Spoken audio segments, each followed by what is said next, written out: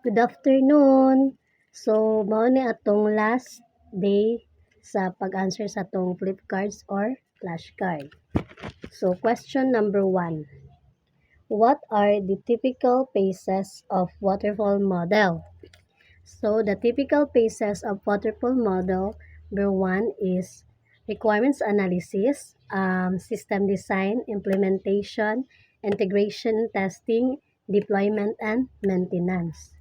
Let's see kung correct ba. Requirements analysis, system design, implementation, integration and testing, deployment, and maintenance. So, correct.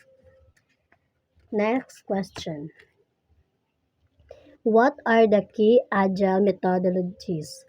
So, first is Scrum, Kanban, and the last is Extreme Programming or XP. Correct. Next question. The blank is an iterative and divided into small increments called sprints. So the answer is agile. Agile.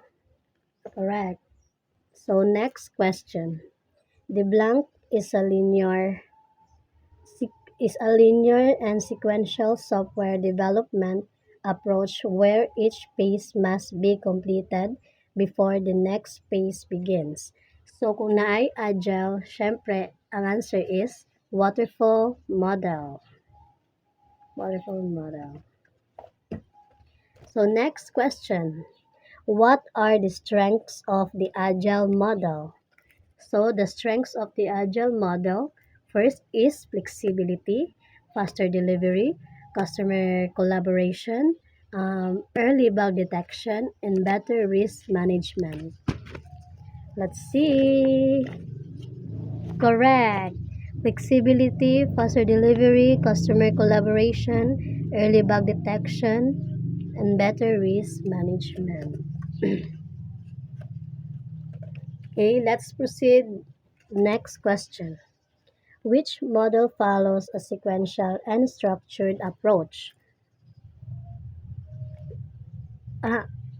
Which model is waterfall model?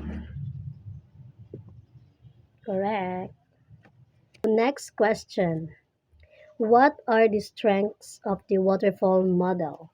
So the strengths of waterfall model are first, clear structure, predictability, good for large scale, and easier to manage. Correct. Ew. Clear structure, predictability, good for large project, and easier to manage. So next question. Which model is more suitable for small to medium size evolving project? So the answer is agile model. Agile model ba? Correct. So next question. So duha na lang ang nabili, no? So next question. What are the weaknesses of the waterfall model? So the weaknesses of the waterfall model is inflexibility, slow adaptation to changes, late testing, and not ideal for uncertain requirements. Taran, taran, taran, taran. Correct. So for the last question is, what are the weaknesses of the agile model? So the weaknesses of agile model, first is requirements close collaboration, difficult to predict cost and time, not ideal for large scale project without clear structure, and dependency on skilled teams. That's all. Thank you.